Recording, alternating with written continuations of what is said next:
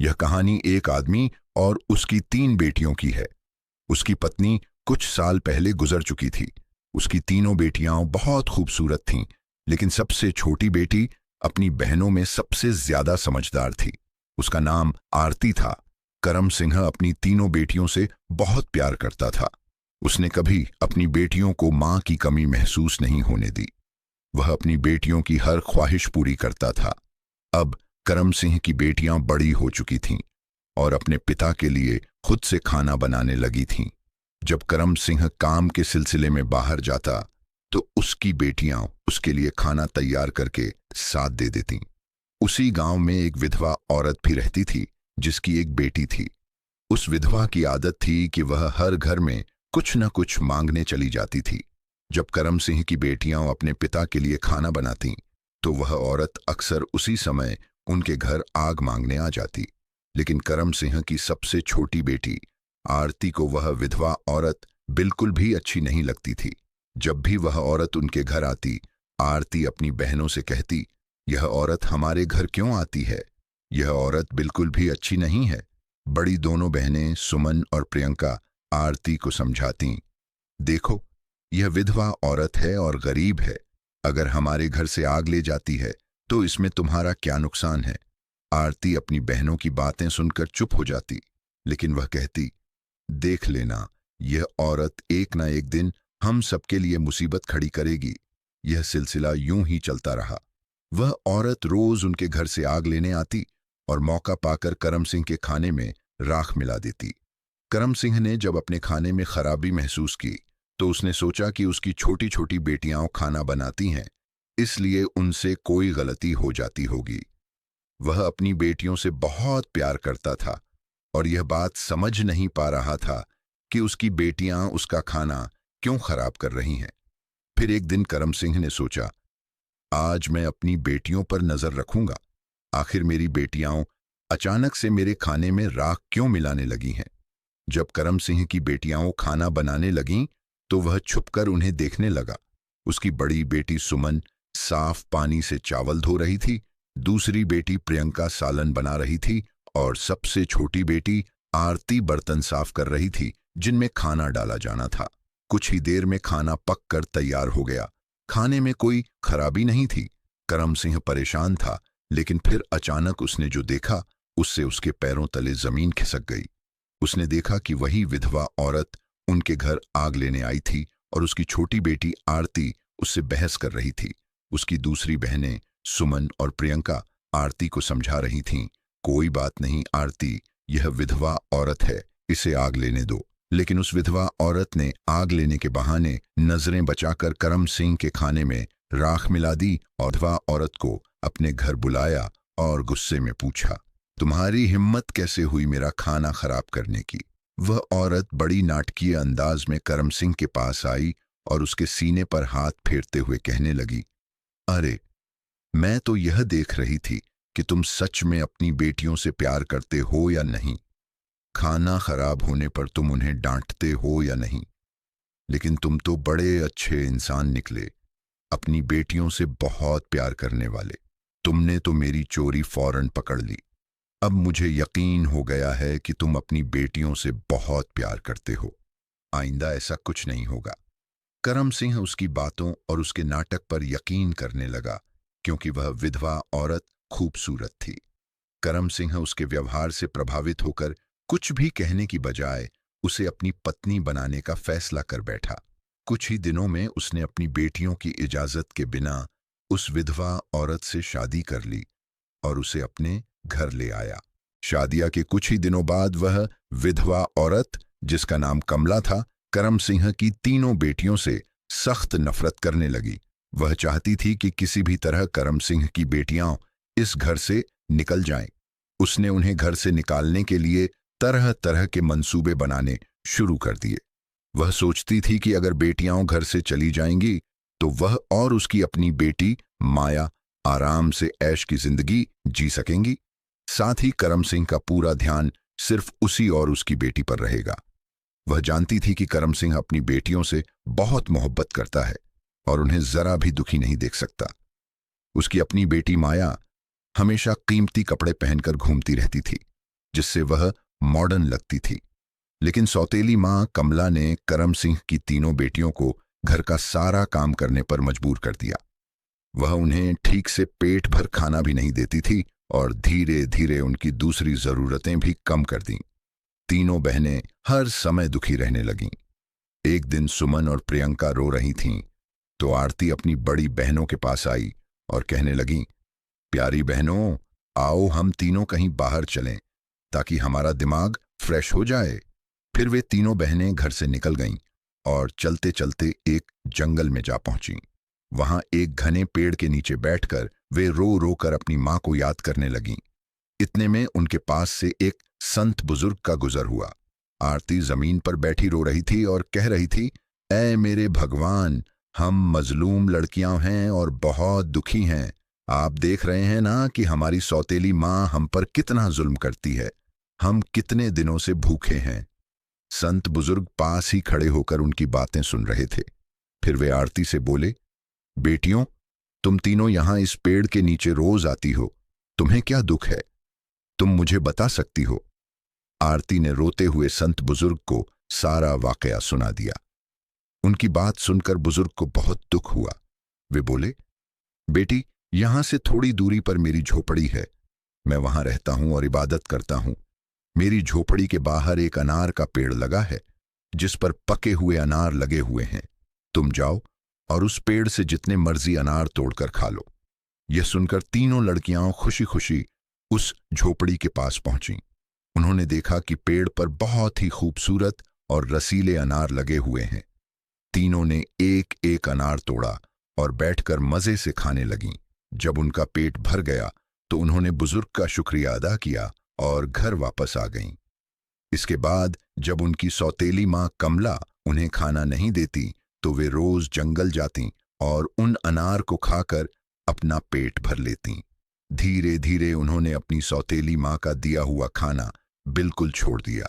अब कमला सोचने लगी, मैं इन लड़कियों को खाने को कुछ नहीं देती। मैं इनसे इतना काम करवाती हूं, उन्हें जलील करती हूं, फिर भी इनके चेहरे पर एक अजीब सी चमक है। इनमें से कोई बीमार भी नहीं पड़ती, बल्कि इनकी खूबसूरती बढ़ती जा रही है। और मेरी बेटी माया, जिसे मैं इतना अच्छा खाना देती हूं, वह उनके आगे बदसूरत लगती है। दूसरे दिन जब वे लड़कियां जंगल की तरफ गईं, तो कमला ने अपनी बेटी माया को उनका पीछा करने के लिए भेज दिया। जब तीनों लड़कियां अनार तोड़कर खा रही थीं, तो आरती ने अपनी सौतेली बहन माया को देख लिया।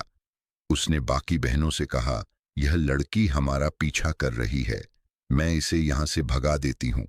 फिर आरती ने अपने हाथ में पकड़ा अनार छुपा लिया और बोली, अगर इसने सब कुछ अपनी मां को बता दिया तो यह हमारे लिए परेशानी का कारण बन सकती है। लेकिन आरती की दूसरी बहनें सुमन और प्रियंका बोलीं, आरती, तुम कैसी बातें कर रही हो? यह बेचारी बेकसूर है। इसके बाद तीनों बहनों ने अपनी सौतेली बहन माया को पास बिठाया और उसे एक अनार पकड़ा दिया। लेकिन माया ने अनार नहीं खाया और जल्दी से अपनी मां के पास जाकर कहने लगी, मां, वे लड़कियां भूखी नहीं रहती, वे तो जंगल में एक पेड़ से अनार तोड़कर खा लेती हैं। उसी पेड़ के पास एक बुजुर्ग भी इबादत कर रहे थे और उन्होंने भी उन्हें रोकने की कोशिश नहीं की। यह सुनकर कमला को बहुत गुस्सा आया। वह सोचने लगी, मैं इन लड़कियों को अनार खाने से कैसे रोकूं? पूरा दिन वह गुस्से में ही रही। जब शाम को करम सिंह काम से घर वापस आया तो उसने अपनी बीवी कमला को परेशान देखा। वह बोला, तुम्हें क्या परेशानी है? क्यों इतनी उदास बैठी हो? कमला कहने लगी, मेरे सिर में बहुत तेज दर्द है और यह किसी दवा से ठीक नहीं होगा। करम सिंह ने पूछा, तो फिर कैसे ठीक होगा? वह तुरंत बोली, जंगल में एक अनार का पेड़ है जिस पर लाल लाल अनार लगे हैं। अगर तुम उस पेड़ को जड़ से कटवा दो और उसकी जड़ें उबालकर दवा बना लो और मेरे माथे पर लगाओ तो मेरा सिर दर्द ठीक हो सकता है। करम सिंह ने कहा, बस इतनी सी बात? फिर उसने कुछ आदमियों को बुलाया और उन्हें पैसे देकर कहा, जंगल में एक अनार का पेड़ है, तुम लोग उसे जड़ से उखाड़ फेंको और उसकी जड़ें मुझे लाकर दो। ही घंटों में वे आदमी उस पेड़ को जड़ से उखाड़कर उसकी जड़ें करम सिंह के पास ले आए। करम सिंह ने जल्दी से आग जलाई और उन जड़ों से दवा बनाकर अपनी बीवी के माथे पर मलने लगा। थोड़ी ही देर में कमला कहने लगी, अब मुझे आराम है। अगले दिन जब तीनों बहनें जंगल गईं तो उन्होंने देखा कि अनार का पेड़ किसी ने जड़ से उखाड़ दिया है। यह देखकर वे बहुत परेशान हो गईं और सोचने लगीं, अब हम क्या खाएंगे। तभी वे तीनों लड़कियां वहीं बैठकर रोने लगीं। उनके रोने की आवाज सुनकर संत बुजुर्ग अपनी झोपड़ी से बाहर आए। वे समझ गए कि लड़कियां क्यों रो रही हैं। वे बोले, इसमें रोने की क्या बात है, भगवान तुम्हें इससे भी बेहतर कुछ देगा। फिर संत बुजुर्ग ने अपनी उंगली से जमीन की तरफ इशारा किया और वहां पर एक छोटी सी नदी बन गई जिसमें पानी की जगह दूध बह रहा था। उन्होंने उन लड़कियों को एक मिट्टी का प्याला दिया और कहा, जितना मर्जी हो दूध पियो। लड़कियां बहुत खुश हुईं और मिट्टी के प्याले में दूध भरकर पीने लगीं। जब उनका पेट भर गया तो वे बुजुर्ग का शुक्रिया अदा करके घर वापस आ गईं। इसके बाद उनका रोज का यह मामूल हो गया कि वे तालाब के पास जातीं और मिट्टी के प्याले में दूध भरकर पी लेतीं। उनकी सौतेली मां कमला उनकी सेहत देखकर हैरान थी। उसने अपनी बेटी माया को बुलाया और कहा, मैंने तो जंगल से अनार के पेड़ का नामो निशान मिटा दिया था, फिर भी इन लड़कियों की सेहत पर कोई असर नहीं पड़ा। मैं तो इन्हें पेट भर खाना भी नहीं देती। आखिर यह ऐसा क्या खा रही है जिससे इनकी सेहत इतनी अच्छी हो रही है। उसने अपनी बेटी से कहा, इनका पीछा करो और पता लगाओ कि यह क्या खाती हैं। माया फिर से अपनी बहनों का पीछा करते हुए जंगल में गई। जब तीनों मिट्टी के प्याले से दूध पी रही थीं तो आरती ने पीछे मुड़कर देखा। उसने अपनी सौतेली बहन माया को चुपचाप खड़ा देखकर बाकी बहनों से कहा, देखो, यह लड़की फिर हमारा पीछा कर रही है। तुम लोग जल्दी उठो और इसे यहां से भेजो, क्योंकि अगर इसने हमारे तालाब को देख लिया तो यह घर जाकर सब बता देगी और फिर घर में हंगामा खड़ा हो जाएगा। लेकिन आरती की बड़ी बहनों सुमन और प्रियंका ने उसे डांटते हुए कहा, तुम्हारा आखिर मसला क्या है। माना कि हमारी सौतेली मां हम पर जुल्म करती है, लेकिन इसमें इस बेचारी का क्या कसूर। आरती यह सुनकर चुप हो गई। इसके बाद तीनों ने अपनी सौतेली बहन माया को नदी के पास बिठाया और उसे प्याले में दूध भरकर दिया। माया ने दूध पिया और जल्दी से अपनी मां के पास पहुंचकर तालाब और दूध वाली पूरी बात बता दी। कमला को यह सुनकर बहुत गुस्सा आया।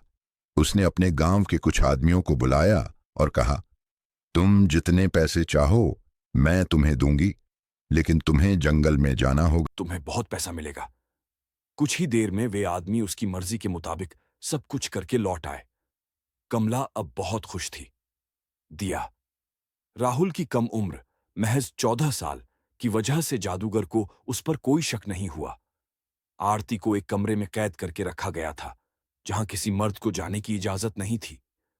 राहुल रोजाना गुलदस्ता लेकर आरती के पास जाता और वहां जादूगर की एक दासी हमेशा आरती के साथ रहती। एक दिन किस्मत ने राहुल का साथ दिया। ऐसा मौका मिला जब कमरे में आरती के सिवा कोई नहीं था। राहुल ने जल्दी से अपनी उंगली से अंगूठी उतारी और फूलों के गुलदस्ते में छुपाकर आरती के कदमों में रख दिया। जैसे ही गुलदस्ता जमीन पर रखा, अंगूठी की आवाज हुई। आरती ने हैरानी से गुलदस्ता उठाया और फूलों में बंधी अंगूठी को पहचान लिया। यह वही अंगूठी थी जो उसने सालों पहले अपने बेटे को पहनाई थी। आरती की नजरें फौरन गुलदस्ता लाने वाले लड़के की तरफ उठीं। दोनों की नजरें मिलते ही हकीकत साफ हो गई। जादूगर ने आरती को कैद कर रखा था, लेकिन उसका बेटा राहुल अपनी मां को आजाद कराने का मंसूबा बनाने लगा। आरती ने जादूगर से शादी की रजामंदी जताई और उसकी ताकत का राज मालूम किया। जादूगर ने बताया कि उसकी जान एक तोते में है, जो एक पिंजरे में बंद है और एक घने जंगल के पेड़ के नीचे सख्त पहरे में रखा गया है। आरती ने यह राज अपने बेटे राहुल को बताया, लेकिन उसे खतरे से बचाने के लिए जाने से मना किया। फिर भी राहुल ने अपनी मां को यकीन दिलाया कि वह कामयाब होकर लौटेगा। कई दिनों की मशक्कत के बाद वह जंगल में पहुंचा। एक मौका देखकर उसने तोते को पिंजरे से निकाल लिया और जादूगर की इमारत तक वापस ले आया। जादूगर उसे देखकर तोते की वापसी की भीख मांगने लगा। राहुल ने चालाकी से जादूगर से सभी कैदियों को आजाद करवाया। इसके बाद उसने तोते के पंख खींचे, जिससे जादूगर की ताकत खत्म हो गई। अंत में उसने जादूगर को मार दिया। इस तरह राहुल ने अपनी मां आरती, अपने पिता अमर और अपने ताया विक्रम और रोहन को आजाद कराया। सभी लोग खुशी खुशी अपने घर लौट आए और सौतेली मां कमला को गांव से निकाल दिया गया। तीनों बहनें और उनके परिवार फिर से सुखी जीवन जीने लगे।